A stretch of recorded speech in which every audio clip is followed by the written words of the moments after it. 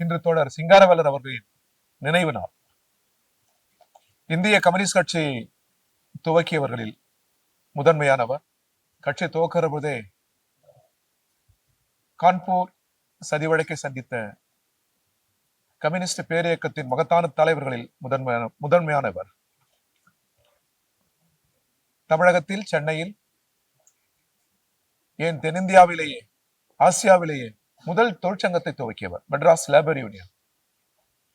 இன்றைக்கு நாம் பார்க்கிற சென்னையில் இருக்கிற பல நவீன வசதிகள், சாக்கடை வசதி, குடிநீர் வசதி, இவற்றுக்கெல்லாம் வரைபடம் தந்தவர் மாநகராட்சி. இனிலடங்காத போராட்டங்களை சந்தித்தவர். தனது முன்னோர்கள் சேமித்து வைத்த ஆயுள் கால சொத்து அனைத்தையும் நாட்டுக்களித்த மகத்தான தலைவர். அவர் நினைவு நாள் இன்றைக்கு. அவரது நினைவிடம் சிதிலமாக இருக்கிறது. அவரை நல்லடக்கம் செய்த இடம் சிதிலமடைந்திருக்கிறது. அதை புதுப்பித்து நல்லதோர் நினைவிடத்தை கட்ட வேண்டும் என்று தமிழக அரசாங்கத்தை நாங்கள் கேட்டுக்கொள்கிறோம். அதே போன்று சேலம் திரை தியாகிகளின் நினைவு நாள். பூட்டிய சிறைக்குள் கம்யூனிஸ்டுகள் சுட்டுக் கொல்லப்பட்டார். அதை கண்டித்த தமிழகத்தின் தலைவர்கள் தந்தை பெரியார் உட்பட பலரும் எழுதினார்கள், முழக்கமிட்டார்கள். அது ஒரு உரிமை போர். கம்யூனிஸ்டுகளின் வீரத்தை மட்டுமல்ல, நாட்டின் மீதான பற்றையும் தியாகத்தையும் வெளிப்படுத்திய தினம் அந்த தினம். அவர்களையும் நாங்கள் நினைவு கொள்கிறோம். முதல்வர் சேலம் சிறை தியாகிகளுக்கு நினைவிடம் அமைப்பதாக கூறியிருக்கிறார். அந்த பணிகளும் நடைபெற்று வருகிறது. அந்த நிகழ்வும் தமிழ்குரு நல்லுலகுக்கு அறிவிக்கப்படும் என்று நம்புகிறோம். நாளை பொது வேலை நிறுத்தம்.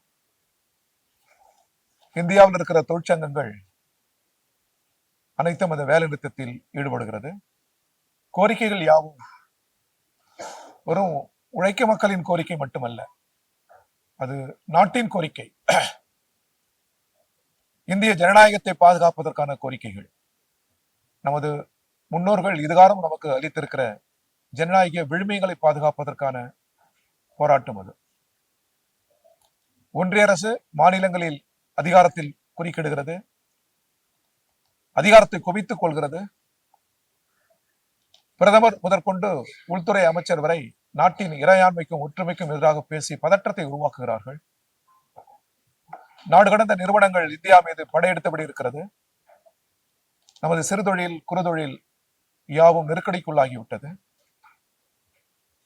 விவசாயம் கடும் நெருக்கடிக்குள்ளாகிவிட்டது. விவசாய தொழிலாளர்களின் வாழ்வு நெருக்கடிக்குள்ளாகிவிட்டது.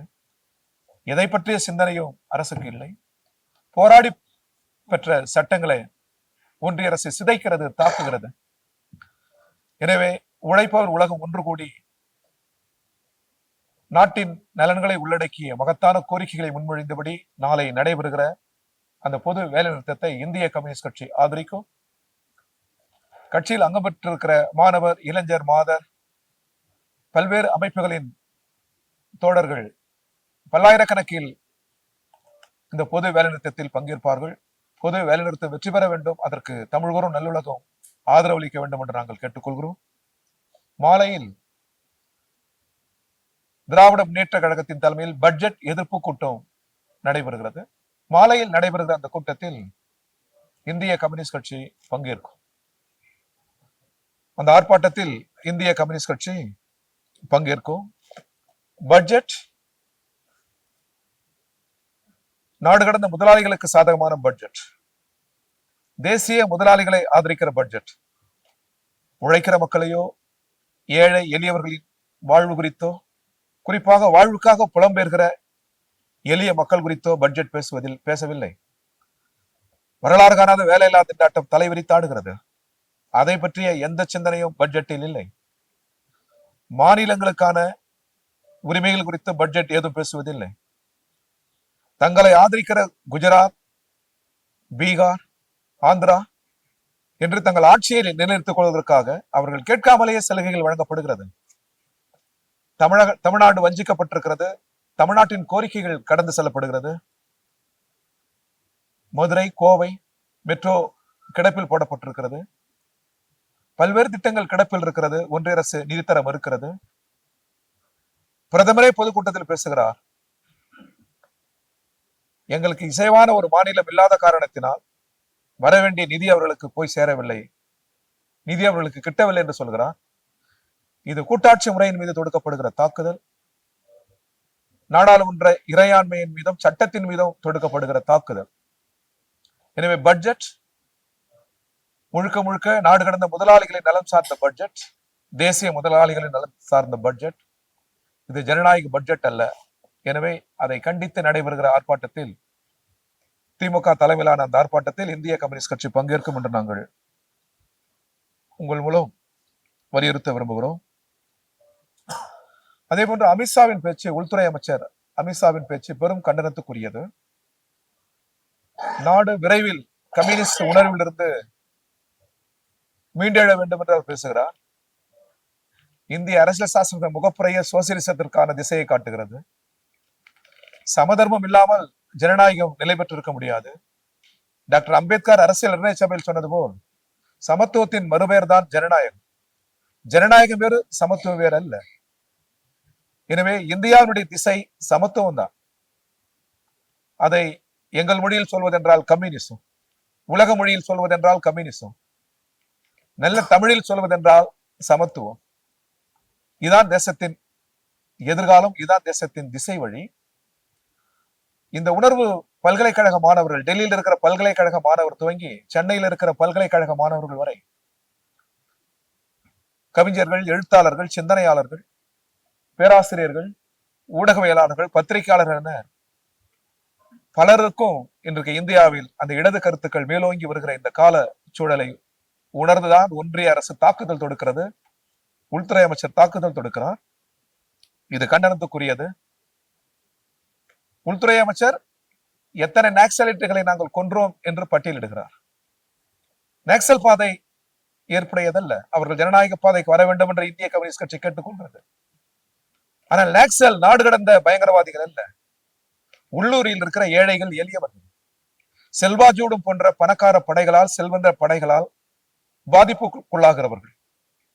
எனவே வாழ்வின் கோரிக்கையிலிருந்து எழுகிற நக்சல் என்பது நாடு கடந்த பயங்கரவாதம் அல்ல, அது கோரிக்கை. அந்த கோரிக்கையை தீர்வு மொழியில் தான் தீர்க்க வேண்டும் அரசு, இராணுவ மொழியில் தீர்க்கக்கூடாது. இராணுவம் அதற்கானதல்ல. நமது உள்ளூரில் பிறந்த சாதாரண ஏழை எளியவர்களை கொன்று குவித்து விட்டு அதை சாதனையாக உள்துறை அமைச்சர் சொல்லுகிறார். அதற்கு மாறாக வேலையில்லா திண்டாட்டத்தை நாங்கள் போக்கி இருக்கிறோம், இத்தனை லட்சம் பேருக்கு வேலை கொடுத்திருக்கிறோம், அணைகள் கட்டி இருக்கிறோம், தொழிற்சாலைகள் கட்டி இருக்கிறோம், கூட்டுப்பண்ணைக்கு நாங்கள் வாய்ப்பளித்து இருக்கிறோம் என்றெல்லாம் சொன்னால் அது சாதனை. உள்ளூரில் நம்மண்ணில் பிறந்தவர்களை தீவிரவாதிகள் என்று சொல்லி கொன்றுவிட்டு அந்த பட்டியலை சொல்வது சாதனை அல்ல என்று நாங்கள் அவருக்கு வலியுறுத்த விரும்புகிறோம். அதே போன்று முன்னாள் ஆளுநர் ஒரு பிரம்மாண்டமான சிலையை, மார்க்ஸ் சிலையை தமிழக முதல்வர் திறந்து வைத்தார். தமிழ் கூறும் நல்லுலகம் அதை போற்றியது. ஆனால் முன்னாள் ஆளுநர் அவர்கள், சகோதரி தமிழிசை அவர்கள், மார்க்சுக்கு சிலை தேவையா என்று கேட்கிறார். மார்க்ஸ் எப்பொழுதாவது சென்னைக்கு வந்தாரா என்று கேட்கிறார். என்றைக்குமே கியூபாவுக்கு சென்றதில்லை காந்தி, ஆனால் காந்திக்கு பிரம்மாண்டமான சிலை கியூபாவில் இருக்கிறது. என்றைக்குமே ரஷ்யாவுக்கு சென்றதில்லை காந்தி, காந்திக்கு பிரம்மாண்டமான சிலை ரஷ்யாவில் இருக்கிறது, தாகூருக்கு இருக்கிறது. எடிசன் எங்கோ பிறந்தவர், அமெரிக்காவில், இங்கே மின்விளக்கு எரிகிறது. என்னவோ நம் நாட்டை சேராதவர் என்பதாலேயே சகோதரி தமிழிசை அவர்கள் விளக்கை அணைத்து விடுவாரா என்ன? சிறப்பு எங்கிருந்தாலும், அறிவியல் எங்கிருந்தாலும் மானுடத்திற்கு பயன்பட்டா அதை ஏற்போம். மானுடத்தின் மகத்தான அறிவியல் கருத்தியல் மார்க்ஸ். எனவே இங்கே சிலை, அதுவும் கன்னிமாராவில். போல்ஸ்விக் பத்திரிகைகள் தடை செய்யப்பட்டது கன்னிமாராவில். ரஷ்ய புரட்சியின் புத்தகங்கள் தடை செய்யப்பட்டது கன்னிமாராவில். அத்தகைய கன்னிமாராவில் தான் நூல் நிலையத்தில் அதிக நாளை செலவிட்ட மகத்தான மனிதனின் சிலை நிறுவப்பட்டிருக்கிறது. இது நல்ல முயற்சி. இது தமிழ்நாட்டின் திசை, இந்தியாவின் திசை என்று நாங்கள் வரவேற்கிறோம். அதே போன்று அசாம் முதல்வர் பேசுகிற பேச்சு பதற்றமான பேச்சு. பிரதமர் பேசுகிற பேச்சை, உள்துறை அமைச்சர் பேசுகிற பேச்சை கடந்து இன்னும் கொஞ்சம் பதற்றமான உரைகளை பேசிக் கொண்டிருக்கிறார். இதை கண்டித்து உச்சநீதிமன்றத்தில் வழக்கு தொடுத்திருக்கிறார்கள் எங்கள் கட்சியின் தேசிய செயலாளர் ஆர் ராசா அவர்களும், சிபிஎம் தலைவர்களும், ஆனிராஜா அவர்களும், தேசிய செயலாளர் ஆனிராஜா அவர்களும், சிபிஎம் தலைவர்களும் வழக்கு தொடுத்திருக்கிறார்கள். இந்த பேச்சு இந்தியாவுடைய ஒற்றுமை சிதைப்பது, நமது முன்னோர்கள் கட்டி அமைத்த இந்திய விடுதலை போரில் கட்டி அமைத்த இந்திய தேசியத்தை சிதைப்பது. இது கடும் கண்டனத்துக்குரியது என்பதை நாங்கள் தெரிவித்துக் கொள்கிறோம். நேற்று எங்கள் கட்சியின் மாநில நிர்வாக குழு கூடியது. சட்டமன்ற தேர்தலுக்கான தயாரிப்பு பணிகளில் ஈடுபட வேண்டும் என்று நாங்கள் முடிவெடுத்திருக்கிறோம். சாத்தியமான இடங்களை கண்டறிந்து மாநில தலைமைக்கு அனுப்ப வேண்டும் என்று நாங்கள் கேட்டுக்கொண்டிருக்கிறோம். விரைவில் எந்தெந்த இடம் என்பதை தோழர்கள் மாவட்ட குழுக்கள் முடிவு செய்து அனுப்புவார்கள். நாங்கள் திமுக தலைமையுடன் உரையாடல் செய்வோம். அதற்கு முன் தேர்தல் அறிக்கை தயாரிப்பு குழு ஏற்கனவே மாநில குழுவில் அது அமைக்கப்பட்டது. அதை பத்திரிகைகளுக்கு சொல்வதென்று நாங்கள் முடிவு செய்திருக்கிறோம். அந்த வகையில் தோழர் TM மூர்த்தி, ஒரு கட்சியினுடைய தேசிய நிர்வாக உறுப்பினர், தொழிற்சங்க தலைவர், அவர் கன்வீனர், ஒருங்கிணைப்பாளர். இதில் தோழர் க. சந்தானம், எங்கள் கட்சியின் மாநில செயற்குழு உறுப்பினர். அதே போன்று தோழர் வகிதா நிஜாம், மாநில செயற்குழு உறுப்பினர். டாக்டர் GR ரவீந்திரநாத், மாநில செயற்குழு உறுப்பினர். தோழர் M. செல்வராஜ், மாநில செயற்குழு உறுப்பினர். தோழர் லெலி, மாநில நிர்வாக குழு உறுப்பினர். தோழர் சு. மோகன்குமார், பழங்குடி நிர்வாக குழு உறுப்பினர், பழங்குடி மக்களுடன் அவர்கள் கோரிக்கைகளுக்காக களமாடக்கூடியவர். தோழர் PS மாசிலாமணி, விவசாய சங்கத்தினுடைய பொதுச் செயலாளர். தோழர் பாஸ்கர், விவசாய தொழிலாளர் சங்கத்தின் பொதுச் செயலாளர். ஆகிய 9 பேர் கொண்ட அறிக்கை தயாரிப்பு குழுவை நாங்கள் அமைத்திருக்கிறோம். இந்த அறிக்கை எவ்வாறு இருக்க வேண்டும், இதிலே பொதுமக்களின் கருத்துக்களை வரவேற்கிற விதமாக இந்த அறிக்கை தமிழ்நாடு முழுவதும் பல்வேறு மாவட்டங்களின் தலைநகரங்களில் சுற்றுப்பயணங்களை மேற்கொள்ளும். அங்கேயே விவரங்களை கேட்டறியும். அவை இல்லாமல் கட்சியுடைய மாநில அலுவலகத்திற்கும் விருப்பமுள்ளவர்கள் தங்கள் ஆலோசனைகளை சொல்லலாம். பொருத்தப்பாடலில் அதையும் நாங்கள் சேர்த்து அறிக்கையாக வெளியிடுவோம். ஏற்கனவே அலைகுடி மக்கள், பழங்குடி மக்கள், மாற்றுத்திறனாளிகள், கைம்பெண்கள், இன்னும் பலர், கடைகோடியில் இருக்கிற ஏழை எளிய தொழிலாளர்கள் தங்கள் கோரிக்கைகள் இந்திய கம்யூனிஸ்ட் கட்சியில் இடம்பெற வேண்டும் என்று அலுவலகம் தேடி தருகிறார்கள். இன்னும் பலரும் தெரிவிக்கிறார்கள். எல்லாவற்றையும் சீர்தூக்கி இந்த குழு ஒரு சிறந்ததோர் அறிக்கையை, எதிர்கால தமிழக நலனுக்கான அறிக்கையை, தமிழக வளர்ச்சிக்கான அறிக்கையை அது முன்மொழியும். அந்த முன்மொழியை தொடர்ந்து இந்திய கம்யூனிஸ்ட் கட்சி அழுத்தம் தரும். அதே போன்று கோவை ஈசா மையம் தனியாக சுடுகாடு வைத்துக் கொள்ளலாம் என உயர்நீதிமன்றம் அனுமதித்திருப்பது அதிர்ச்சி அளிக்கிறது. அங்க எதற்கு தனியான சுடுகாடு?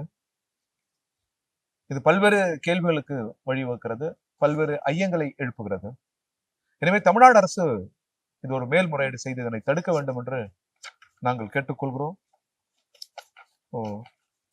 அதே போன்று இன்றைக்கு டாஸ்மாக் தொழிலாளர்கள் தொடர்ச்சியாக போராடி கொண்டிருக்கிறார்கள்.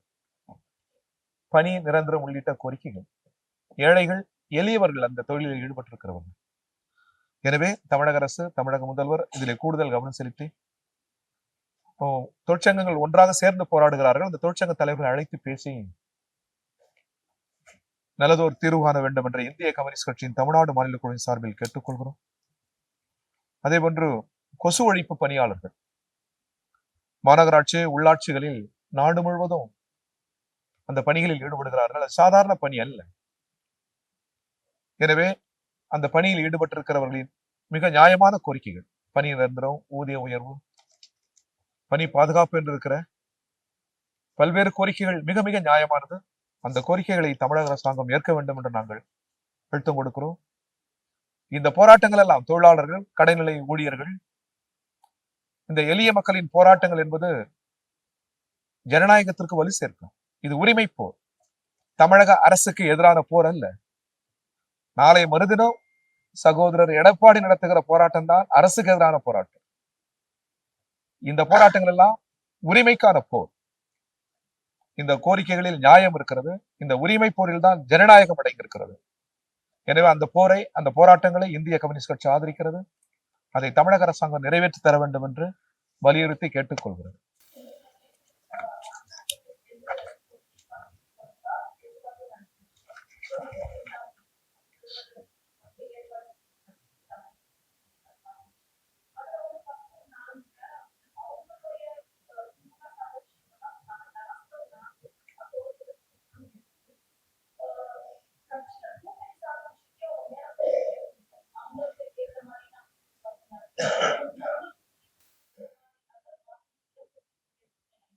அப்படி இல்லை, எப்பொழுதுமே திமுக தலைமையிலான எங்கள் கூட்டணியில் ஜனநாயகம் நிலவுகிறது. பேசுவதற்கு, உரையாடல் செய்வதற்கு அங்கே இடம் இருக்கிறது. பகுத்தறிவும் சுயமரியாதையும் மிக்கவர்களின் கூட்டணி இது. அங்கேதான் கம்யூனிஸ்டுகளும் இடம்பெற்றிருக்கிறோம். எனவே அதற்கு எந்த பாதகமும் இல்லை. அவரவர் கட்சி, அவரவர் தேர்தல் அறிக்கை, அவரவர் குழு. ஆனால் நாங்கள் எல்லோரும் ஒரு கொள்கை கூட்டணி என்கிற வகையில் பிஜேபியை வீழ்த்துவதற்கு ஒரே புள்ளி மிக உறுதியாக இருக்கும். எத்தகைய ஏற்ற இறக்க உரையாடலும் சரி, கருத்துக்களும் சரி எங்கள் கூட்டணியை பாதிக்காது. மாறாக எங்கள் கூட்டணி மிக வலுவாக இருக்கிறது. எங்கள் கூட்டணி கொள்கை பலம் கொண்ட கூட்டணி. எங்கள் கூட்டணிக்கு கூடுதல் பலம் என்பது அரசின் நலத்திட்டங்கள். அதைவிட கூடுதல் பலம் என்பது தமிழ் மக்களின் ஒற்றுமை உணர்வு. தமிழக மக்கள் எப்பொழுதுமே பதற்ற அரசியலை விரும்ப மாட்டார்கள். ஜாதி மத அரசியலை விரும்ப மாட்டார்கள். மக்கள் பிளவுபடுவதை விரும்ப மாட்டார்கள். திருப்பரங்குன்றமே அதற்கு சாட்சி. எனவே இது எங்கள் பக்கம்தான் இருக்கும். எங்களுக்கு இவை மிக மிக கூடுதல் பலம். எனவே நாங்கள் வெல்வோம். திமுக தலைமையிலான எங்கள் கூட்டணி வெல்லும்.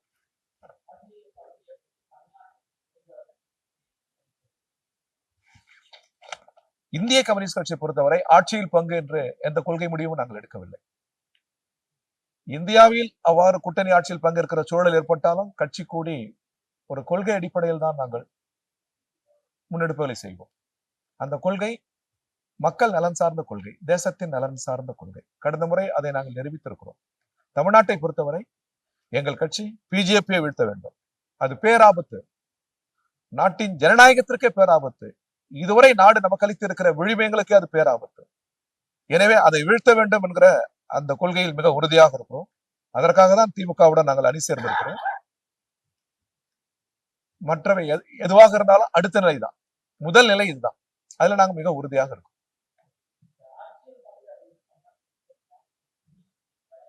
நாங்கள் எங்களை பொறுத்தவரை கூட்டணி ஆட்சியில் பங்கு என்ற கொள்கை முடிவை நாங்கள் எடுக்கவில்லை. சில இடங்களை கேட்டு பெறக்கூடிய சூழல் தான் எங்களுக்கு தற்போது நிலவுகிறது. பிரம்மாண்டமான போராட்டங்களை நடத்த தெரியும், மாநாடுகளை நடத்த தெரியும். நாடு முழுவதும் அமைப்புகள் இருக்கிறது. அமர்யா சென் சொல்வது போன்று இந்திய நாடாளுமன்றம் உயிர்ப்புடன் இருப்பதற்கே கம்யூனிஸ்டுகள் பெரும் பங்கு. அவர்கள் இல்லை என்றால் அரசியலை 5 ஆண்டுக்கு ஒரு முறை என்று ஆகிவிடும். அன்றாட அரசியலை உயிர்ப்போடு வைத்திருப்பவர்கள் இடதுசாரிகள். நாடு முழுவதும் அமைப்பு இருக்கு, கிளை இருக்கு, தோழர்கள் இருக்கிறார்கள், போராட்டங்கள் நடக்கிறது, குரல் எழுப்பிக் கொண்டே இருக்கிறோம். நாங்கள் தடுமாறுகிற இடம் தேர்தல் தான். அதையும் கற்றுக்கொண்டு தேர்ச்சி அடைந்து நீங்கள் நினைப்பது போல் அதிக இடங்களை பெற்று அதிகாரத்துக்கு வருகிற காலச்சூழலும் வரும்.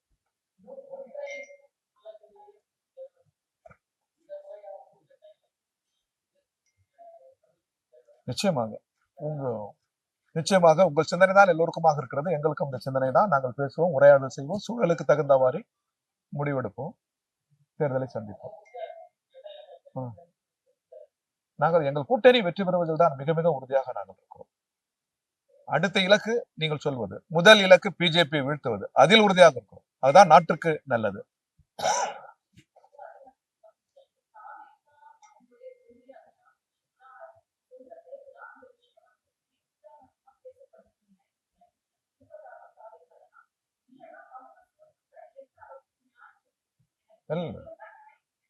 இல்ல, இதற்கு முன்னாடியே திமுக இந்தியா என்று வருகிற போது தமிழ்நாடா இந்தியா என்றா இந்தியா தான் முதலிடம்.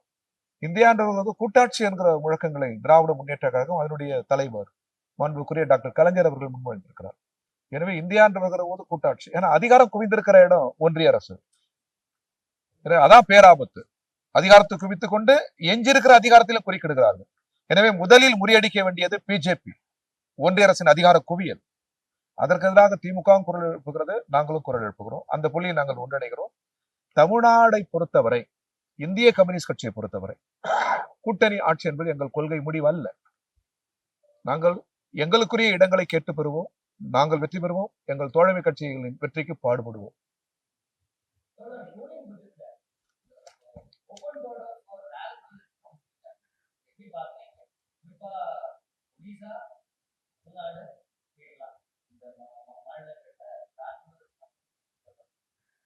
ஒரே வரியில சொன்னா பண்டோரா பாக்ஸ். அது திறந்தால் தீமைதான் வரும். அடிக்கடி அவர் திறக்கிறார், ஆண்டுக்கு ஒரு முறை திறக்கிறார். திறக்கிற போதெல்லாம் தீமை தான் வருகிறது, நன்மை முதலாளிகளுக்கு வருகிறது. இதை தவிர வேறு சொல் இல்லை. மாண்புமிகு நிதியமைச்சர் கரங்களில் இருக்கிற அந்த பாக்ஸ் பண்டோரா பாக்ஸ்.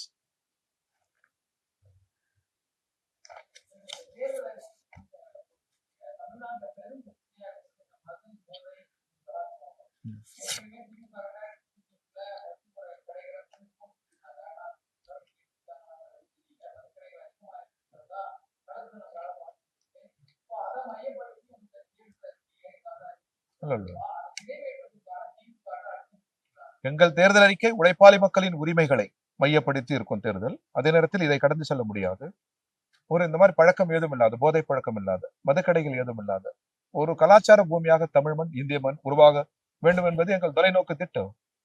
ஆனால் நடைமுறையில் மெல்ல மெல்ல மெல்ல அரசு அந்த அடி எடுத்து வைக்க வேண்டும் என்று நாங்கள் கேட்டுக்கொள்கிறோம். மது பழக்கம் இல்லாத, போதை பழக்கம் ஏதும் இல்லாத ஒரு புதியதோர் பூமி ஒன்று எழ வேண்டும். அது மனித மனங்கள் கலாச்சாரப்பட வேண்டும். கல்வி அதற்கு பெரும் பங்காற்றும் என்று நாங்கள் நம்புகிறோம். சமூக அறிவியல் கொண்டு, சமூக கல்வி கொண்டு அந்த உரையாடல் செய்து நாம் வெல்வோம்.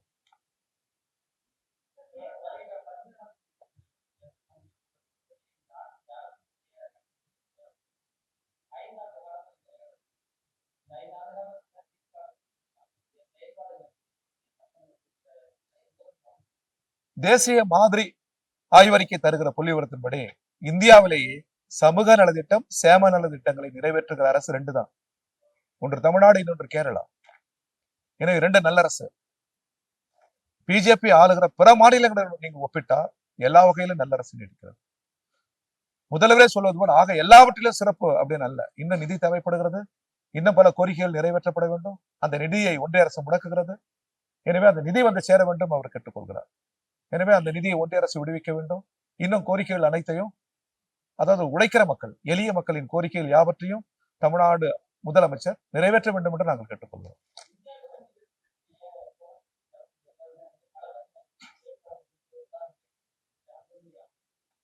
இந்திய கம்யூனிஸ்ட் கட்சி மிக தெளிவாக இருக்கிறது, அரசியல் தெளிவாக இருக்கிறது. அவர் தான் கலக்கத்தில் இருக்கிறார். அவர் படித்தவர், முன்னாள் ஒன்றிய அமைச்சர். அவர் பேசுகிற பேச்சே அவர் கலக்கத்தில் இருப்பதை காட்டுகிறது.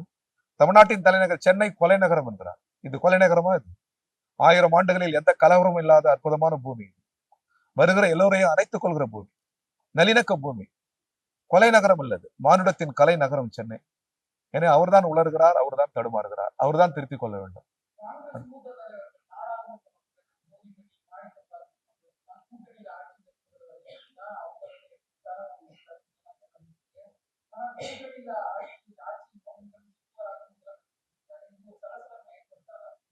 அது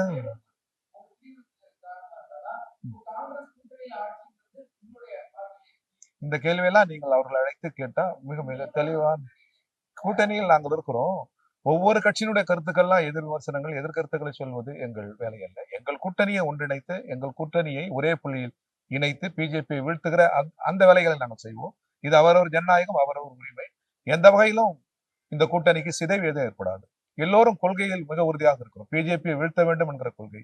எனவே நீங்க இன்னும் தெளிவானா நீங்க இன்று மாலையை நீங்க அவங்களை சந்திக்கலாம், கேட்கலாம், விவரங்களை கேட்டறியலாம். நன்றி.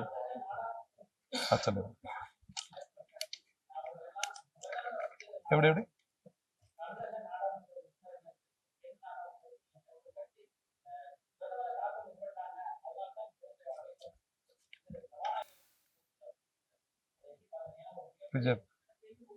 நாட்டின் பிரதமர் துவங்கி சபாநாயகரிலிருந்து உள்துறை அமைச்சரிலிருந்து அவர்கள் வாயை திறந்தாலே பதற்றமான கருத்து தான், உண்மைக்கு புறம்பான கருத்து தான். என்னைக்கு பிஜேபி தலைவர்கள் உண்மையை பேசியிருக்கிறார்கள்?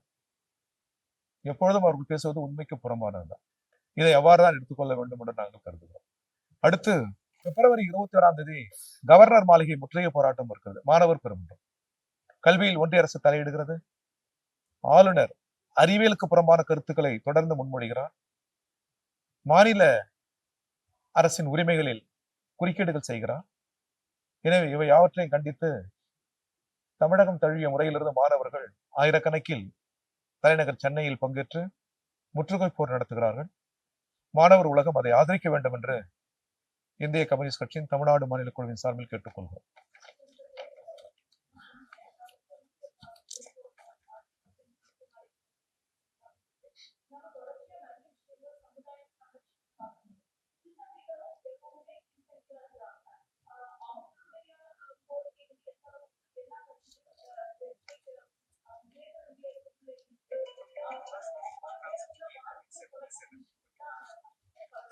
நிச்சயமா மனித உயிர் அது. தாய்க்கும் ஆணுக்கும் பெண்ணுக்கும், தாய்க்கும் தந்தைக்கும் பிறக்கிற உயிர் அது. டாக்டர் கலைஞர் முதல்வராக இருந்த பொழுது அவர் எடுத்த முன்முயற்சிகள் வரவேற்கத்தக்கது. சகோதரி கனிமொழி அவர்களும் சிவா அவர்களும் எடுத்த முன்முயற்சிகள் வரவேற்கத்தக்கது. உலகத்திலேயே 1917 லெனின் அதிகாரத்துக்கு வந்தபோதுதான் ஆணும் அல்லாத பெண்ணும் அல்லாத இடைப்பாலினத்திற்கு சட்டபூர்வமான உரிமைகளை வழங்கினார். உலகமே கண்டிராத மகத்தான சாதனை அது. லெனின் துவக்க வைத்ததுதான் பல ஆண்டுகளுக்கு பிறகு தமிழ் தலைவர்களின் சிந்தனையில் உதித்து நாடாளுமன்றத்தில் ஒரு உரையாடல் வடிவம் பெற்றிருக்கிறது. ஆணும் இல்லாத பெண்ணும் இல்லாத அந்த இடைப்பாலினத்தின் கோரிக்கைகள், உரிமைகளை நாங்கள் ஆதரிக்கிறோம். அவர்கள் முன்மொழிகிற கோரிக்கைகளை நாங்கள் ஆதரிக்கிறோம்.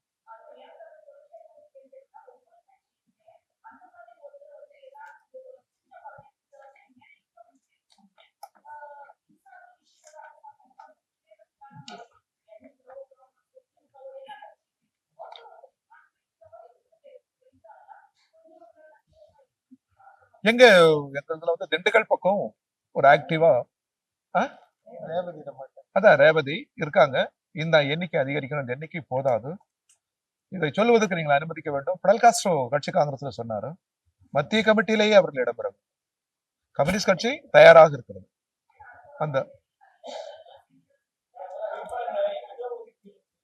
தயாரா இருக்கு, கம்யூனிஸ்ட் கட்சி தயாரா இருக்கு. எந்த இடத்திற்கும் அவர்களை பொருத்துவதற்கு நாங்கள் தயாராக இருக்கோம், பொருத்தமானவர்களை.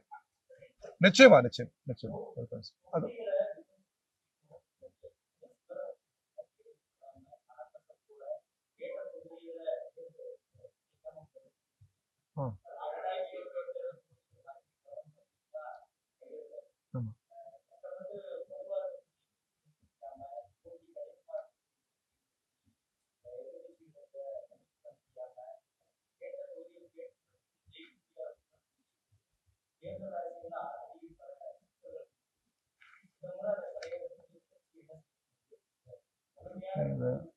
இந்த முறை அது போல ஒரு சூழல் ஏற்படாது. நாங்கள் கேட்கிற தொகுதி கிடைக்கும். அந்த தொகுதியில் நாங்களும் வெற்றி பெறுவோம், தோழமை கட்சியும் வெற்றி பெறும். உங்கள் விருப்பம் நல்ல விருப்பம், இதை நாங்கள் முன்மொழிகிறோம். நாங்கள் இப்போது கேட்கிற இடம் கிடைக்கும். கடந்த காலங்களில் இருந்து பாடங்களை நாங்கள் பெற்றிருக்கிறோம். இவை எல்லாவற்றையும் விட எங்கள் சிந்தனையில் நிழலாடுவது எங்கள் அணி வெற்றி பெற வேண்டும் என்பதுதான். அதில் நாங்கள் மிக உறுதியாக இருக்கிறோம். உங்கள் சிந்தனை மேலெழுகிற போது எங்களுக்கான இடம் வரும், அந்த காலம் விழும்.